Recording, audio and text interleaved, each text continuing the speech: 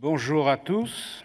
C'est redoutable d'apparaître comme le dernier témoin avant la fin du monde, le dernier grand témoin avant la fin du colloque, parce qu'évidemment je vais redire des choses que vous avez déjà entendues, mais enfin ça n'a pas d'importance. Il faudra bien finalement que vous en reteniez quelques-unes. Alors, voilà. À quel homme, dans quelle société l'Évangile peut-il être annoncé aujourd'hui?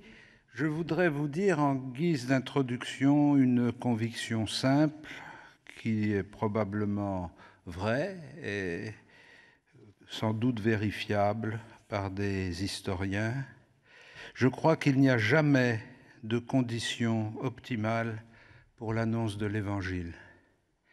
Il n'y a pas de société préparée à accueillir l'Évangile.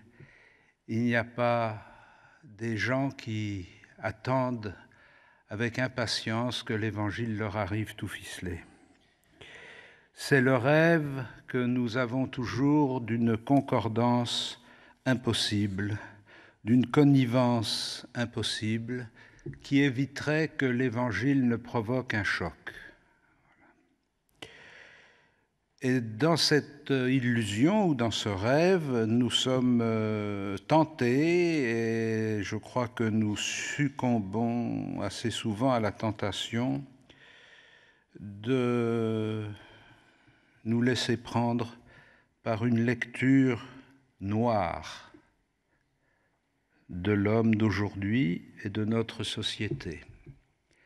Ce serait tellement commode si on pouvait se dire que notre société et l'homme d'aujourd'hui ne sont pas faits pour l'Évangile, qu'ils ont tellement de difficultés à vivre et à s'assumer qu'ils ne peuvent pas accueillir la parole de Dieu. Parce que du coup, ça déplace le problème. La question n'est plus est-ce qu'on va leur annoncer quelque chose, mais comment on va faire pour vivre avec eux sans rien leur dire. Voilà.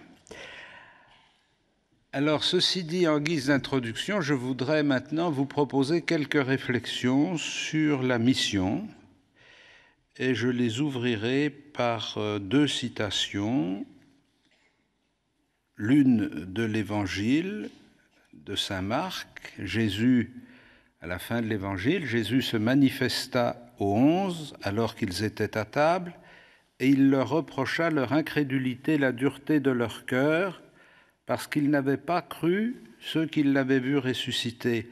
Et il leur dit, « Allez par le monde entier, proclamez l'Évangile à toutes les créatures. Celui qui croira et sera baptisé sera sauvé, celui qui ne croira pas sera condamné. » Et donc le Seigneur Jésus, après leur avoir parlé, fut enlevé au ciel et s'assit à la droite de Dieu. Quant à eux, ils partirent prêcher partout. Le Seigneur agissait avec eux et confirmait la parole par les signes qui l'accompagnaient. Et ma deuxième citation sera du pape François, dans son interview aux revues culturelles jésuites du mois d'août dernier. Au lieu d'être seulement une église qui accueille et qui reçoit en tenant les portes ouvertes, efforçons-nous d'être une église qui trouve de nouvelles routes et qui est capable de sortir d'elle-même et d'aller vers celui qui ne la fréquente pas, qui s'en est allé ou qui est indifférent. Parfois, celui qui s'en est allé l'a fait pour des raisons qui, bien comprises et évaluées, peuvent le conduire à revenir. Mais il y faut de l'audace et du courage.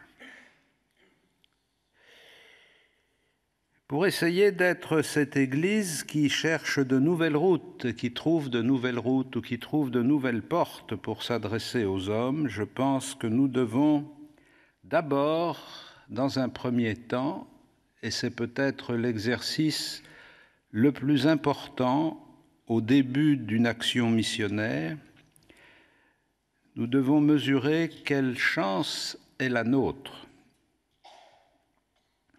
Parce qu'il se trouve, sans qu'il y ait beaucoup d'explications raisonnables ni de mérite de notre part, il se trouve que nous avons été choisis pour être disciples du Christ.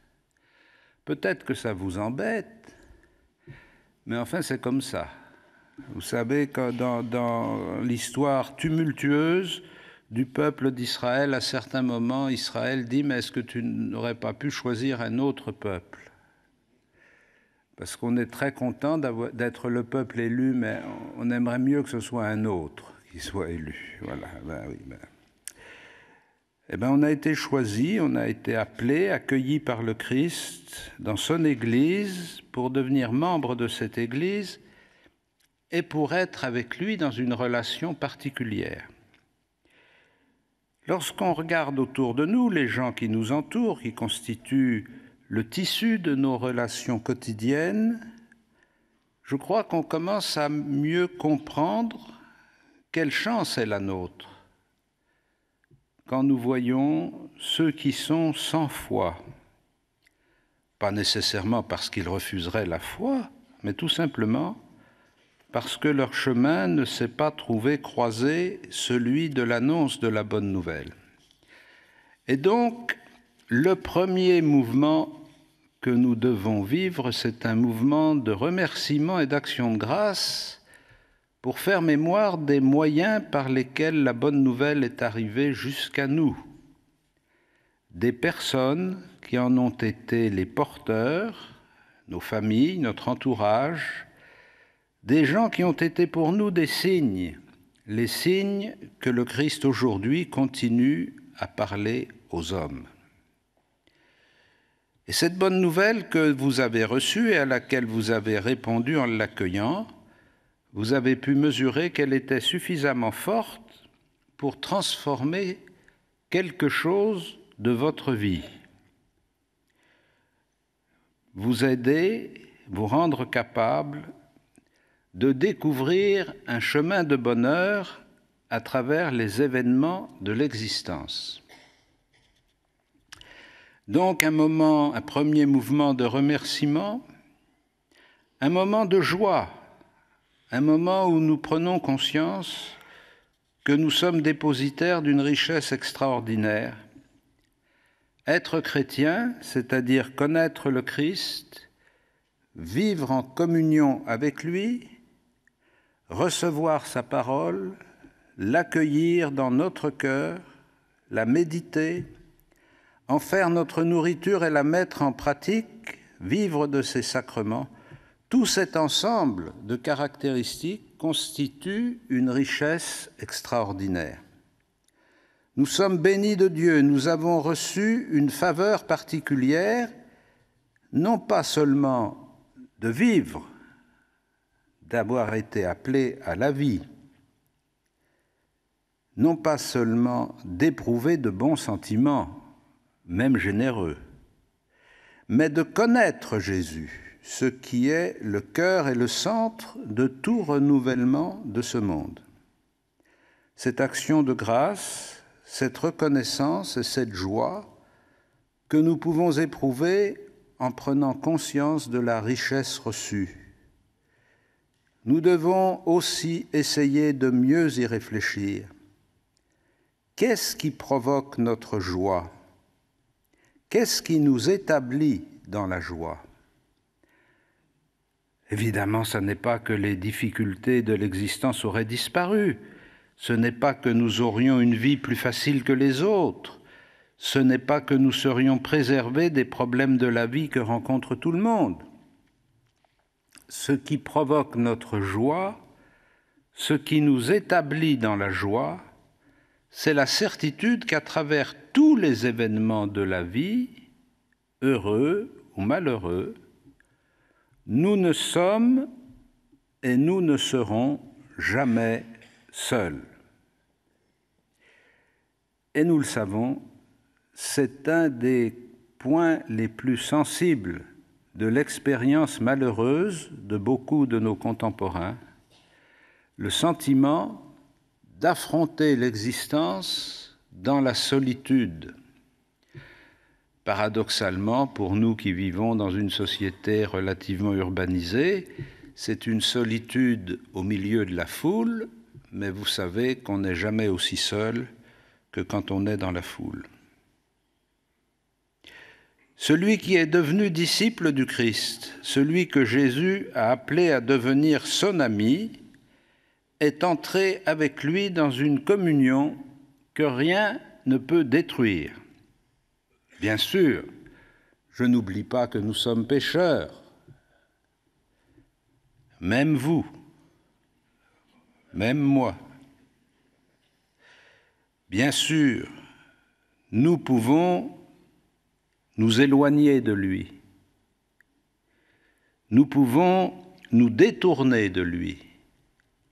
Mais lui, jamais il ne se détourne de nous. Jamais il ne nous abandonne. Et c'est cette certitude de la fidélité de Dieu, de la permanence de sa présence, de la force de son action, qui nous rend capables d'affronter les difficultés de l'existence, non pas comme des gens désespérés, des gens qui n'ont pas d'espérance, mais comme des gens qui sont confiants et qui savent que Dieu n'abandonne jamais ceux qu'il a choisis pour être ses amis. Normalement, cette joie doit transparaître à travers notre vie.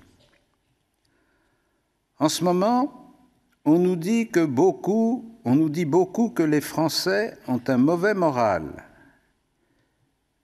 Je n'irai pas jusqu'à dire qu'ils sont désespérés, mais on peut dire qu'ils n'ont pas beaucoup d'espérance, ils n'ont pas de confiance en l'avenir. Mais vous, est-ce que vous êtes dans une sorte de tristesse permanente parce que les choses ne se passent pas comme vous le souhaiteriez? Est-ce que vous vivez le sentiment d'un abandon, d'une trahison, parce que le succès n'est pas au rendez-vous de vos efforts? Ou bien avez-vous la certitude que l'amour qui vous habite peut vous permettre d'affronter cette existence sans défaillir? Ça n'est pas une question de tempérament, ça n'est pas une question de caractère, ça n'est pas une question d'optimisme ou de pessimisme. C'est une question de vertu, c'est une question de force que Dieu met en nous. Dans ses épîtres, saint Paul nous donne des exemples de ces fruits que produit l'Esprit Saint au cœur des croyants. Et parmi ces fruits, il y a l'endurance, la persévérance, la sérénité, la joie. Celui qui est disciple du Christ, celui qui vit dans la communion avec le Christ, éprouve l'endurance, la persévérance, la sérénité et la joie devant tous les événements de sa vie. Et cette capacité d'endurer les difficultés, de traverser les difficultés, de rester serein dans les difficultés, de continuer à être joyeux dans les difficultés, c'est le premier témoignage que nous devons rendre à l'amour de Dieu vivant en nous. Cette force qui nous habite et qui travaille notre cœur est un dynamisme qui nous pousse à partager avec les autres ce que nous avons reçu. Nous sommes immergés dans une culture de la vie privée, de la discrétion et de la distance. On pourrait dire d'une certaine façon, dans une culture du complexe. Et nous n'y sommes pas simplement immergés à notre corps défendant, mais je crois que nous pouvons dire que nous avons intériorisé cette culture du complexe. Or, la joie, par définition, c'est une expérience qui ne peut se vivre que dans la relation avec les autres. On ne peut pas être joyeux seulement pour soi. on ne peut pas se contenter d'être heureux tout seul. Si on est heureux ou joyeux, on est animé du désir de faire partager ce trésor à ceux qui nous entourent. Ce mouvement de reconnaissance, d'action de grâce, cette joie du trésor reçu, c'est la première source de la mission à laquelle nous sommes appelés. Il n'y a pas de mission possible si nous n'avons pas conscience de posséder quelque chose à partager. Ce n'est pas la peine qu'on vous envoie en mission si c'est pour traîner avec vous vos problèmes. Ils n'intéressent personne, chacun a déjà les siens propres. Il n'a pas besoin des vôtres. Si vous allez en mission, c'est pour les aider, ce n'est pas pour les accabler. C'est pour leur apporter quelque chose qui peut ouvrir un chemin nouveau dans leur vie, pas pour tomber avec eux sur le chemin où ils sont. Cette expérience de la force de Dieu, de la grâce de Dieu agissant en vos cœurs, de la puissance de Dieu qui traverse notre faiblesse et nous permet de surmonter l'existence, qui nous permet de nous tenir debout et d'avancer malgré les difficultés, cette richesse, c'est notre premier trésor que nous voulons partager avec nos frères et dont nous voulons être témoins auprès de celles et de ceux qui nous entourent. L'apôtre Paul, qui a beaucoup éprouvé dans son expérience ce bouleversement que représente la rencontre du Christ, lui qui était pharisien et qui a été transformé par l'apparition du Christ sur le chemin de Damas, a conscience d'avoir vécu une expérience non seulement fondatrice pour lui, mais utile pour tous. Et c'est pourquoi, à plusieurs reprises, il dit « L'amour du Christ nous presse », comme si c'était une force intérieure qui nous attire et qui nous invite à partager ce que nous avons reçu. Il dit plusieurs fois « Malheur à moi si je n'évangélise pas », c'est-à-dire si je n'annonce pas la bonne nouvelle que j'ai moi-même reçue. Cette expérience de l'amour de Dieu venu rejoindre notre faiblesse, cette expérience de l'amour de Dieu vivant en nos cœurs qui devient le foyer et l'énergie du témoignage auquel nous sommes invités. À quoi reconnaît-on ceux qui sont disciples du Christ? Voilà une bonne question intéressante. Quelquefois, du moins quand on est très jeune, ce qui n'est plus le cas pour beaucoup d'entre nous, on s'imagine que la vie chrétienne, ce sont des discours. Mais le vrai témoignage, ce n'est pas simplement le témoignage de la parole, c'est le témoignage de la vie. Pourquoi ? Parce que ce qui fait réfléchir quelqu'un, ce n'est pas que nous ayons les arguments les plus forts, que nous puissions imposer notre point de vue par les arguties de l'intelligence, c'est que nous soyons habités par la force du Christ et que cette force construise en nous une manière de vivre qui permette aux autres de se poser des questions. Pourquoi vit-il ainsi? Pourquoi vit-elle ainsi? Tant que les gens ne se posent pas de questions, il n'y a pas de réponse. Vous pouvez fournir toutes les réponses que vous voulez, mais comme elles ne répondent à aucune question, elles tombent dans le vide. Ce qui déclenche la question, c'est de voir quelqu'un qui vit autrement et qui vit autre chose. Au point où nous en sommes, nous avons franchi 2 étapes. La première étape, qui est de prendre conscience de la richesse que nous avons reçue. La deuxième étape, qui est le témoignage que nous rendons au Christ à travers notre manière de vivre tous les jours, à travers nos réactions, à travers les engagements de notre vie. Mais il y a une troisième étape qui est celle de la mission universelle à laquelle le Christ invite ses disciples en les envoyant annoncer la bonne nouvelle à toutes les nations. Pour nous aujourd'hui, ça n'est pas toujours très clair. D'abord, il faut savoir, ce que beaucoup d'entre vous savent sans doute, mais que je rappelle, que dans l'Évangile, les nations, ça ne veut pas dire des États. Ce n'est pas l'ONU.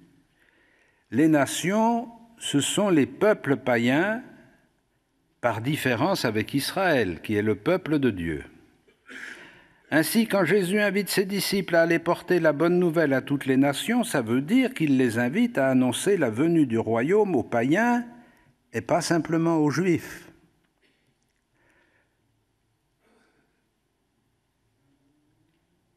Quand nous portons, nous, au XXIe siècle, notre attention sur ce qu'on appelle les peuples païens, cela nous pose une drôle de question. La plus grave question, à laquelle je ne répondrai pas, mais que je vous laisse le soin d'emporter avec vous pour y répondre. Finalement, est-ce que vous êtes convaincus qu'il leur manque quelque chose ? Car s'il ne leur manque rien, ce n'est pas la peine de continuer à réfléchir à la mission.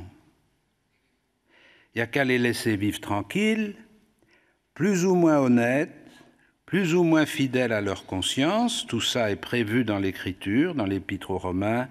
Saint Paul explique très bien que les païens qui ne connaissent pas la loi de Dieu ont une conscience et ils sont capables de savoir ce qui est bien et ce qui est mal. Et ils seront jugés d'après la manière dont ils auront mené leur vie selon les lumières qu'ils ont reçues. Alors, en conséquence, est-ce qu'on a besoin de s'inquiéter de savoir pourquoi ils devraient en savoir plus? Ça ne leur suffit pas d'avoir une conscience morale et de savoir ce qui est bien et ce qui est mal. Pourquoi voudrions-nous tellement leur faire connaître Jésus-Christ? Cette question nous est posée à nous. Avons-nous conscience qu'il leur manque quelque chose? Peut-être finalement que l'enseignement de la morale laïque et républicaine à l'école pourrait suppléer utilement au catéchisme. Qu'est-ce qu'il leur manquerait? Pour peu qu'on leur dise quand même qu'il y a des choses qu'il ne faut pas faire, mais ça, c'est pas très sûr. Voilà. Est-ce que nous avons conscience que tant qu'ils ne connaissent pas le Christ, ils peuvent mener une vie honnête, ils peuvent faire des choses utiles, peut-être même des choses admirables, mais ils n'atteignent pas la plénitude de leurs possibilités. Cette plénitude, c'est de pouvoir connaître Dieu et d'entrer en communion avec lui. Pour nous éclairer sur ce point, je voudrais vous inviter à faire un petit travelling arrière, comme on dit dans les films.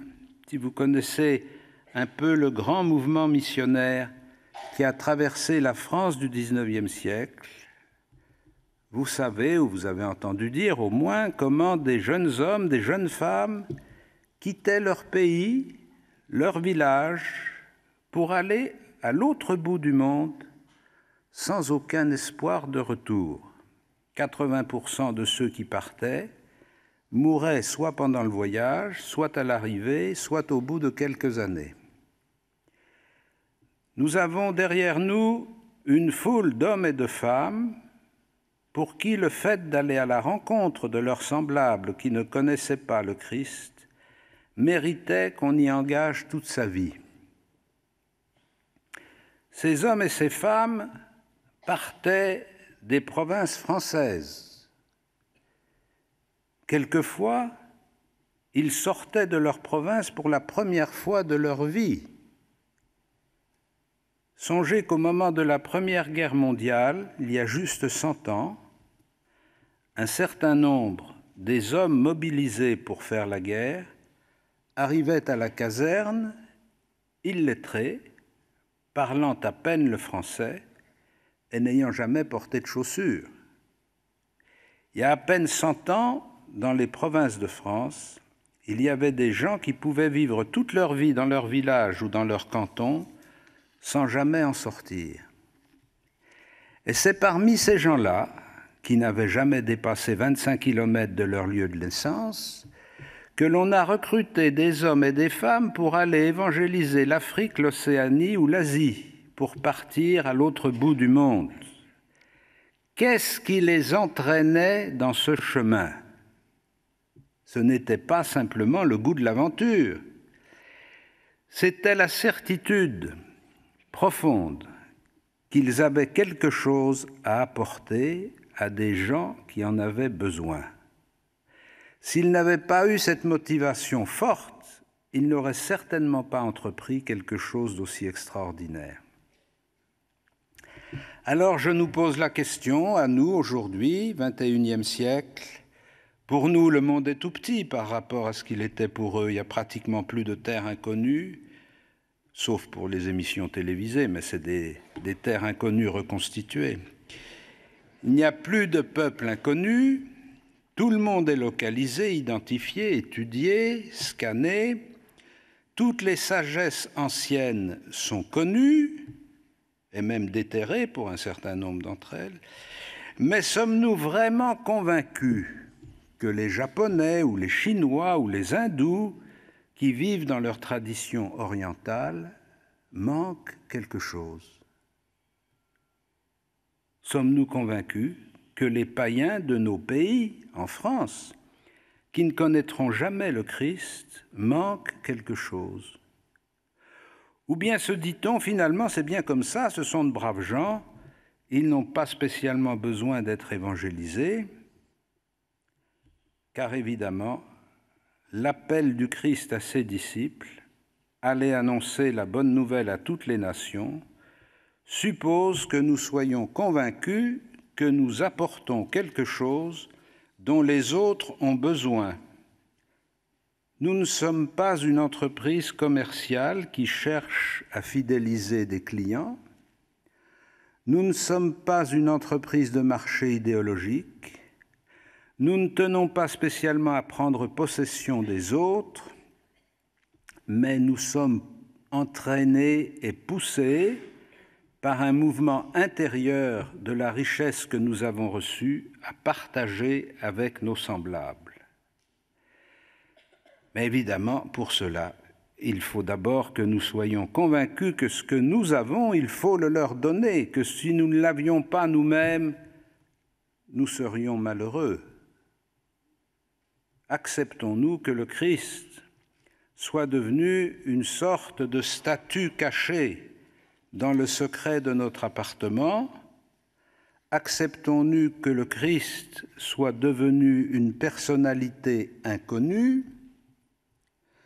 Nous figurons-nous que ceux qui ne le connaissent pas peuvent vivre aussi bien que ceux qui le connaissent?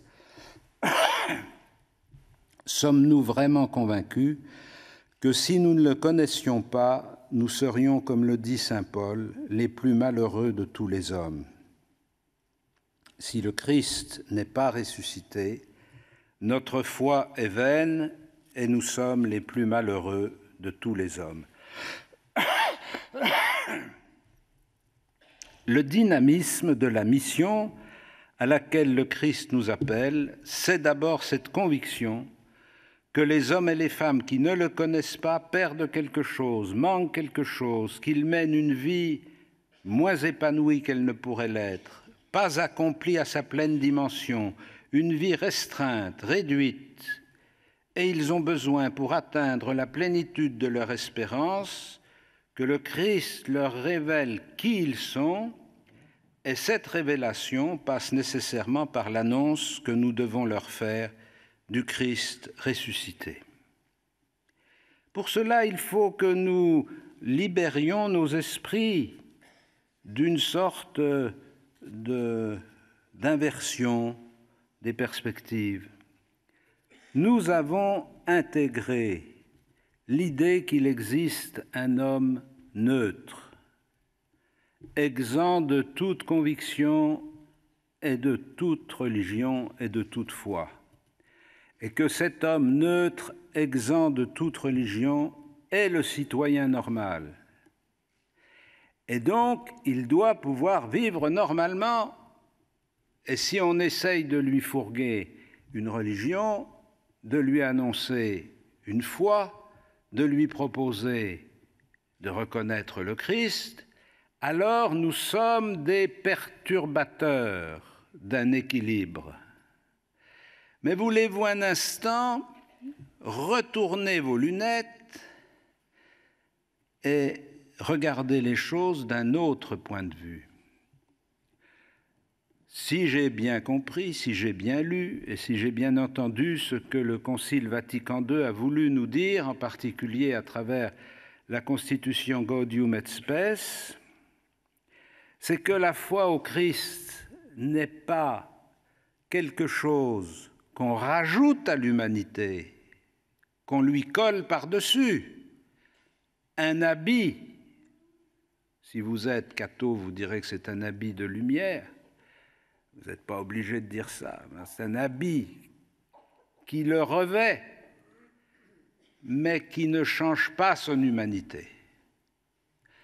Or, précisément, le Concile nous fait découvrir et travaille avec persévérance sur cette idée fondamentale de la tradition catholique, que depuis la création par Dieu jusqu'à la fin de l'histoire, au bout des temps, la vérité de l'humanité, son authenticité, la plénitude de ses possibilités, l'épanouissement de ses virtualités dépendent de sa relation avec Dieu.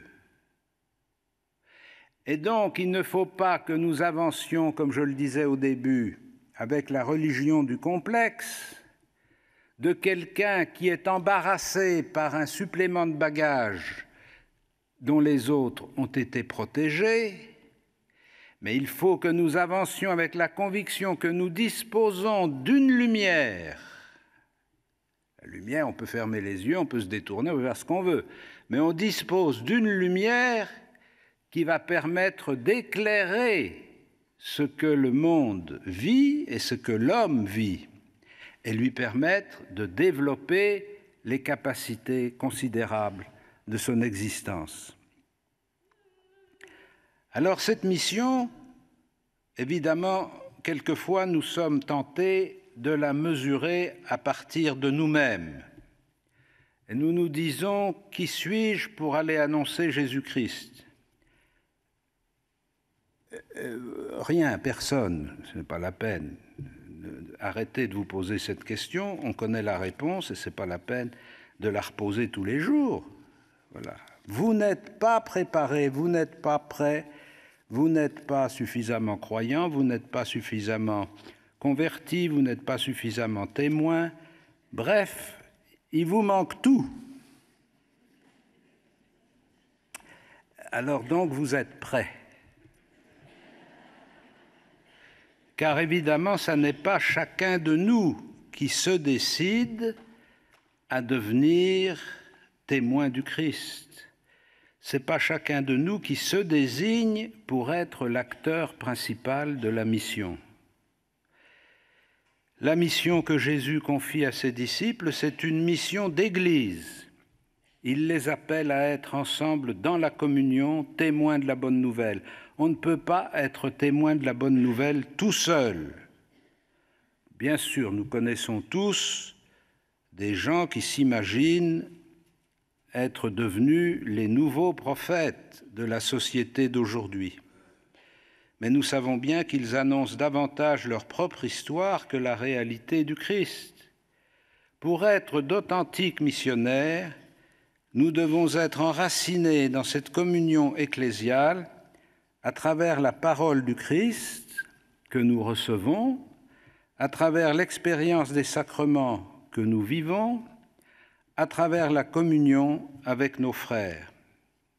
Et la mission de l'Église s'accomplit quand nous acceptons de nous écouter les uns les autres, de recueillir des uns et des autres des expériences, de réfléchir ensemble à la lumière de l'Évangile et de mieux comprendre comment nous pouvons rejoindre les préoccupations de nos contemporains.